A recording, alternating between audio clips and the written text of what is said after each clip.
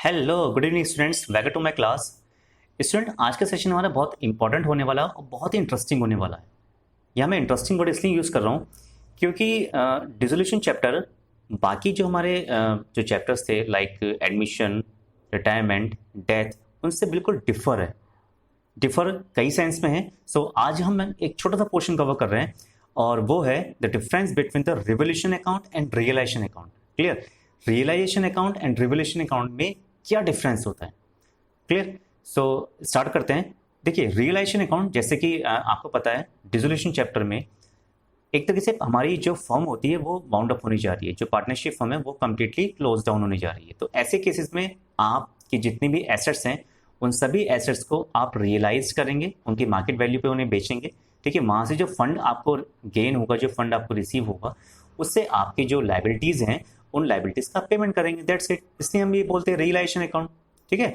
और revolution account जैसे कि आप लास्ट चैप्टर्स में पढ़ चुके हैं, एडमिशन के टाइम, रिटायरमेंट के टाइम और डेथ के टाइम हम रिवोल्यूशन अकाउंट बनाते हैं। सो रिवोल्यूशन अकाउंट में बेसिकली होता क्या था, एसेट्स एंड लाइबिलिटीज़ की वैल्यू रिवैल्यूड होती थी। क्लियर है? तो ये मतलब अगर देखा जाए तो आपको इन दोनों के बारे में नॉलेज है ना, इसका मीनिंग आप लोग जानते हैं। बट अगर एग्जाम में डिफरेंस आता है, एक थ्योरेटिकल पोर्शन की बात करूं मैं आपसे, अगर डिफरेंस फाइंड आउट करने के लिए आता है या डिफरेंस बताने के लिए आता है कि भाई डिफरेंस बताइए रिवोल्यूशन और रियलाइजेशन में, तो काफ़ी हद तक बहुत इंटरेस्टिंग पॉइंट्स निकल के आते हैं हमारे इसके डिफरेंस में। Okay, so let's start. आपके सामने रिवोल्यूशन अकाउंट और रियलाइजेशन अकाउंट के कुछ पॉइंट्स डिस्कस करें मैंने, तो मैंने यहाँ पे मोस्ट इंपॉर्टेंट 6 पॉइंट डिस्कस करें, तो 6 पॉइंट को हम डीपली यहाँ पे डिस्कस करने जा रहे हैं। सो रिवोल्यूशन अकाउंट का फर्स्ट पॉइंट या फर्स्ट डिफरेंस वो ये है, in this account only changes in assets and liabilities are recorded. Revolution account में जो भी आपकी एसेट्स एंड लाइबिलिटीज होती हैं तो उनकी जो चेंज वैल्यू होती है, ठीक है, यानी कि कितना उसमें इंक्रीज हुआ, कितने डिक्रीज हुआ, वो रिकॉर्ड की जाती है। But in realization account all assets and liabilities are recorded.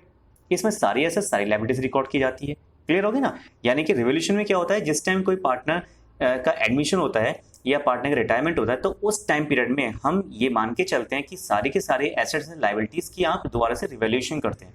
ठीक है? उनकी वैल्यू अप एंड डाउन होती है, तो अगर अप एंड डाउन कोई वैल्यू है तो रिवोल्यूशन में जाएगा। लेकिन रियलाइजेशन में सारी की सारी लाइबिलिटी और एसेट्स लेके चलते हैं, एक्सेप्ट इसमें कुछ चीज छोड़ देते हैं। एसेट्स के आप छोड़ देंगे इसमें कैश अकाउंट, बैंक अकाउंट, ठीक है, क्योंकि वो बाकी से रिलेटेड है, वो कैश अकाउंट में एंट्री जाती है। लाइबिलिटीज में तो ये सब चीजें हैं, यानी कि मेनली अगर मोटे मोटे तौर पर बात करें तो एक तरीके से आपके फर्म बंद होने जा रहे हैं तो सारी की सारी आपकी जो अकाउंट्स हैं रियलाइजेशन एसेट्स एंड लाइबिलिटीज के, वो आपको रिकॉर्ड करने पड़ेंगे। Clear? So I think first point clear हो गया होगा आपको। Second point is it is prepared at the time of admission, retirement और death of a partner. As we told you कि ये जो चीजें बनती है ना रिवोल्यूशन अकाउंट, वो एडमिशन के टाइम बनेगी, रिटायरमेंट के टाइम और डेथ के टाइम, ये यही केसेस होती है। एक कंडीशन और होती है कि कभी कभी क्या होता है, जो एग्जिस्टिंग पार्टनर है वो ही आपस में ये डिसाइड करते हैं, यानी कि वो अपना प्रॉफिट जो शेयरिंग रेशियो है वो चेंज कर देते हैं ना। So at the time of change in profit sharing ratio among the existing partner, revaluation account must be prepared. Clear? और रियलाइजेशन कब बनता है, कैसे बनता है? It is prepared at the time of dissolution of the firm, जब firm का dissolution होने जा रहा है उसी केसेस से बनेगा। ठीक है? तो एक मोटे मोटे तौर पर पॉइंट ये निकल के आ रहा है, ये तक मैं 2 पॉइंट जो डिस्कस करें कि रिवोल्यूशन तो इन 3 कंडीशन में या 4 कंडीशन में बन सकता है, बट रियलाइजेशन सिर्फ डिसोल्यूशन के केस में बनता है। ठीक है? Third point is it is prepare to make necessary adjustment in the value of assets and the amount of liabilities. Clear? तो ये जो इसमें नेसेसरी एडजस्टमेंट होती हैं, कुछ एडजस्टमेंट इसमें निकल के आती है रिवोल्यूशन में, एसेट्स की वैल्यू की और जो आपकी लाइबिलिटीज है उनकी अप एंड डाउन जो वैल्यू होती है। ठीक है? तो ये सारे पॉइंट्स निकल के आते हैं। रियलाइजेशन में हमारा क्या है, it is prepare to determine to net profit, net loss on realization of assets and settlement of liabilities. ध्यान से समझिए, रियलाइजेशन अकाउंट बेसिकली प्रिपेयर किया जाता है, क्यों बनाया जाता है? आपकी प्रॉफिट और लॉस निकालने के लिए eight the time of dissolution. Dissolution के टाइम देखिए भाई, सिंपल सी बात है, आपके जो मार्केट में आपकी जो एसेट्स हैं, ठीक है, जो पार्टनरशिप फर्म के एसेट्स हैं, अगर आप उन एसेट्स को मार्केट में सोल्ड आउट करोगे तो सोल्ड आउट करने से वहां से कुछ आपको फंड रिसीव होगा। ठीक है? और उस फंड से कुछ जो आपको रिटेन अर्निंग है वहां से आप अपनी लाइबिलिटीज का पेमेंट करेंगे। भाई पे ऑफ तो आपको करना पड़ेगा ना, क्योंकि पार्टनरशिप फर्म तो डिसॉल्व होने जा रही है। तो ऐसे केसेस में जरूरी नहीं प्रॉफिट ही हो, कभी कभी लॉस भी होता है। और अगर मैं आपसे एक बात कहूँ कि ये देखा जाए, अगर मैं ये वाली बात आपसे कह रहा हूँ कि अप्रॉक्सीमेटली 70 to 75% और 80% लॉस ही निकल के आता है ना डिसोल्यूशन के टाइम, क्योंकि वो कंडीशन ऐसी होती है, ठीक है आपको अपनी जो लाइबिलिटीज का पेमेंट करना है, तो पेमेंट आपको करना है तो उसके लिए फंड तो अरेंज करना पड़ेगा। तो जैसे तैसे करके आपकी जो एसेट्स चाहे कितनी भी वैल्यू में जा रही है, सोल्ड आउट हो रही है, तो ठीक है, जो भी मिल रहा है दैट्स इट, जो मिल रहा है वो ठीक है, तो वहाँ से जो फंड मिलेगा। तो ऐसे केसेस में लॉस भी निकल के आता है, प्रॉफिट भी निकल के आता है। तो लॉस के चांस ज़्यादा निकल के आते हैं वैसे ऐसे केसेस में। और जो भी लॉस या प्रॉफिट आता है वो पार्टनर्स कैपिटल अकाउंट में डिस्ट्रीब्यूट हो जाता है बिटवीन और among the partners. Okay, fourth one is it records the effects of revolution of assets and reassessment of liability. Revolution account किस चीज़ का रिकॉर्ड रखता है? एसेट्स में क्या रिवैल्यूड हुई वैल्यू, और लायबिलिटी का रीअसेसमेंट, ठीक है। And fourth point in the realization account, it records the realization of assets and settlement of liability. यहाँ हम वर्ड यूज कर रहे हैं सेटलमेंट। सेटलमेंट क्यों? क्योंकि देखिए लायबिलिटी का पेमेंट करना है। जो पार्टनरशिप फर्म आप सालों से रन करते आ रहे थे, ठीक है, अचानक या किसी वजह से आपको वो पार्टनरशिप फर्म जब क्लोज डाउन आपको बंद करनी पड़ रही है, आपकी पार्टनरशिप फर्म बंद हो रही है, कल से वो पार्टनरशिप फर्म प्रॉपर वर्क नहीं करेगी, तो ऐसे केसेस में जितनी भी लायबिलिटीज़ हैं, से फॉर एग्जांपल कोई आपने लोन ले रखा है, कोई आउटसाइडर पार्टी साहब ने लोन ले रखा है, आपने बैंक से लोन लिया, या जो क्रेडिटर्स हैं आपके, क्लियर है, तो जब उनको पता चलेगा तो वो सीधे आपके पास आएंगे और आपसे अपना जो अकाउंट है उसको सेटल डाउन करने की कोशिश करेंगे, भाई ठीक है हमारा अकाउंट जो सेटल करो। तो क्लियर होगी ना। तो ये सेटल डाउन वगैरह ये सारी चीज़ें किस में चलती है? ये रियलाइजेशन में होता है। तो दोनों का डिफरेंस समझ में आ रहा है ना आपके? तो दोनों के डिफरेंस को बहुत डीपली हम समझाने की कोशिश कर रहे हैं, वरना तो देखो ये मैंने मोस्ट इंपॉर्टेंट 6 पॉइंट्स लिए हैं। डिफरेंस की कोई लिमिट नहीं होती, इसमें मैक्सिमम कितने भी डिफरेंस बन सकते हैं अगर टॉपिक की आपको डीपली नॉलेज है, ठीक है। तो यहाँ तो मैंने 6 बनाए हैं, आप 60 पॉइंट्स डिफरेंस भी बना सकते हैं, ऐसी कोई दिक्कत नहीं। Fifth point is this account may be prepared a number of times during the life of a firm. ये बहुत इंपॉर्टेंट पॉइंट है।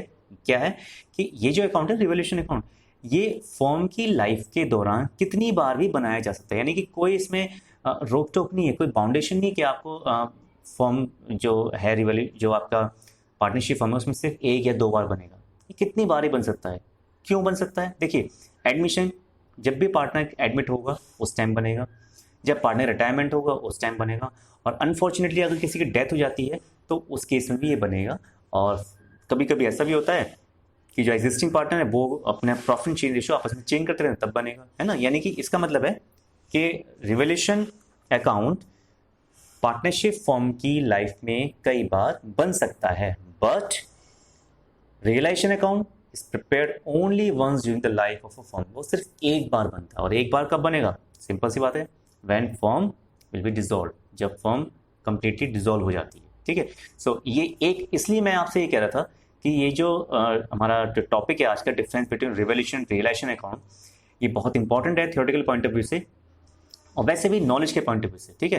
क्योंकि ऑलमोस्ट दोनों की अगर देखा जाए तो सेम सी लगती है राइम ड्यूरिंग है ना, रिवोल्यूशन रियलाइजेशन। तो कई बार ऐसा हो जाता है, बच्चे कंफ्यूज हो जाते हैं कि दोनों सेम नहीं है, नेचर दोनों के बिल्कुल डिफरेंट है। Clear student? So realisation life में एक बार बनता है जिस टाइम फॉर्म आपकी डिसॉल्व होती है। 6 point and the last, as a result of entries passed in this account the accounts of assets and the liabilities revalued are not closed. I repeat once again, जिस time आप revolution account बनाएंगे, ठीक है, उस time जितनी भी आपकी assets and liabilities जो रिवैल्यूड होती है ना, सो जो रिवैल्यूड जो वैल्यू होती है, जो डिफरेंस होता है वो हम वहाँ पे मेंशन करते हैं रिवोल्यूशन में, लेकिन आपके अकाउंट्स क्लोज नहीं होते हैं, ठीक है। ये बात आप ध्यान रखिएगा, are not close, your accounts are not close. Why? Because the firm is going on, firm तो लगातार चल रही है ना भाई। कोई नया पार्टनर एडमिट तो हुआ है, कोई नया पार्टनर रिटायर्ड तो हुआ है, कोई पुराना पार्टनर, और वी कैन से अनफॉर्चुनेटली किसी पुराने पार्टनर की डेथ तो हुई है। तो एक किसी पार्टनर के रिटायर्ड होने से या डेथ होने से कोई पार्टनरशिप फर्म बंद तो ही ना होगी। पार्टनरशिप फर्म बंद करने के बहुत सारे तरीके होते हैं, मोड्स होते हैं। वो मोड्स मैं डिस्कस कर चुका हूँ लास्ट जो हमारी क्लासेस हुई हैं, जो फर्स्ट क्लास हमारी हुई थी लाइव सेशन इसका, तो मैं डिस्कस कर चुका हूँ। लेकिन यहाँ ये बात बहुत ज़रूरी है कि रिवोल्यूशन अकाउंट में आपकी जितनी भी एसेट्स एंड लायबिलिटीज हैं वो क्लोज नहीं होते हैं। क्लियर है? उनकी जो डिफरेंस वैल्यू होती है, जो इतनी भी उनकी वैल्यू अप एंड डाउन होती है, वो वैल्यू यहाँ पे हम डिस्कस करते हैं। But in realization account, entries passed in this account, the accounts of assets and liabilities are closed, completely closed. Why? Because as you know, आप जानते हैं, क्योंकि फर्म बंद होने जा रही है ना। जब फर्म बंद होने जा रही है तो फर्म तो कोई बिजनेस करेगी नहीं आगे। अब क्योंकि फर्म बंद होने जा रही है, आप अपने सारे लाइबिलिटीज का पेमेंट कर रहे हैं, अपने सारे जो एसेट्स हैं उनको मार्केट में सोल्ड आउट कर दिया है, ठीक है। और जरूरी नहीं सोल्ड आउट ही करते हैं, जितनी भी आपके एसेट्स होती हैं वो ऑप्शन होता है पार्टनर्स के पास, पार्टनर्स उनको टुक ओवर कर लेते हैं, ठीक है। तो जब आपकी सारी एसेट्स और लाइबिलिटीज का सब सेटल डाउन हो गया, सब कुछ क्लियर हो गया है, इट मीन्स कोई बैलेंस तो बचा ही नहीं। जब कोई बैलेंस ही नहीं बचा, देन वाई, तो क्यों बिजनेस आगे चलेगा, ठीक है। पार्टनरशिप फर्म बंद हो रही है, तो इसलिए ये बात ध्यान रखिएगा कि एसेट्स एंड लाइबिलिटीज अकाउंट इसमें क्लोज हो जाते हैं रियलाइजेशन में, बट रिवोल्यूशन अकाउंट में assets and liabilities account close नहीं होते हैं। क्यों? क्योंकि यहाँ फर्म आपकी कंटिन्यूस चल रही है रिवोल्यूशन में, बट इन रियलाइजेशन अकाउंट आपकी जो पार्टनरशिप फर्म है वो बाउंड अप हो जाती है, वो कंप्लीटली बंद हो जाती है, ठीक है। तो देखिए डिफरेंस काफ़ी सारे बन सकते हैं, और हो सकता है, देखो ये जो मैंने 6 पॉइंट्स आज आपके सामने डिस्कस कर रहा हूँ, और जो स्टूडेंट मेरी इस समय क्लास ले रहे हैं, जो वीडियो देख रहे हैं, ये 6 पॉइंट्स पढ़ने के बाद और उनके कुछ पॉइंट्स भी निकलने होंगे माइंड में, या इनके अलावा भी वो पॉइंट्स जानते होंगे। मैं ये नहीं कह रहा कि देखिए ये जो डिफरेंस आपके साथ मैं शेयर कर रहा हूँ, ये जो छोटी सी मैंने वीडियो बनाई है, इसे बनाने का जस्ट एम ये है कि क्लास 12 के जो स्टूडेंट हैं वो मोस्टली यूट्यूब पे क्या देखते हैं, या जो हमारा लेक्चर होता है या फिर जो क्वेश्चंस होते हैं तो उनके सॉल्यूशंस देखना पसंद करते हैं। लाइक कोई उनकी प्रॉब्लम है तो इसका सॉल्यूशन क्या होगा, कोई न्यूमेरिकल पोर्शन वो किस तरह सॉल्व कर रहे हैं, क्लियर है। बट थियोरेटिकल पोर्शन की बात करें तो मोस्टली थ्योरी वो रटने की कोशिश करते हैं, तो रटना नहीं है, हमें थ्योरी को भी डीपली अंडरस्टैंड करना है, ठीक है। सो कुछ जो इस चैप्टर की इंपॉर्टेंट थ्योरीज हैं वो पॉइंट मैंने डिस्कस करके छोटी छोटी आपके लिए कुछ वीडियो तैयार करी है, ताकि आपके जो डाउट्स हैं वो सॉल्व आउट हो जाएं, और आई होप सॉल्व आउट हो भी गए होंगे, है ना। ये 6 पॉइंट्स पढ़ के कुछ और पॉइंट्स भी आपके माइंड में आए होंगे, तो वो भी आप यहाँ मेंशन कर सकते हैं, उसमें ऐसे कोई दिक्कत वाली बात नहीं है।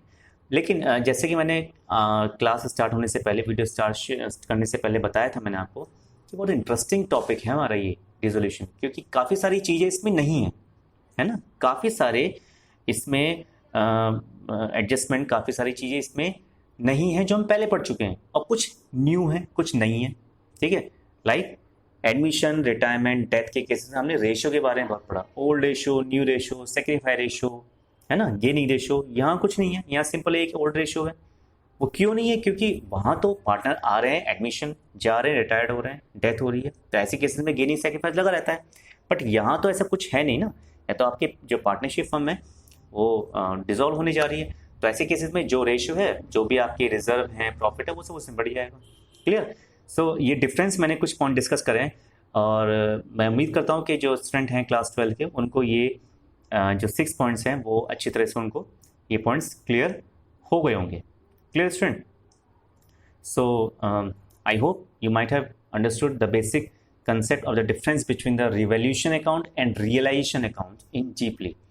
If you still have a problem, then watch this video once again, okay.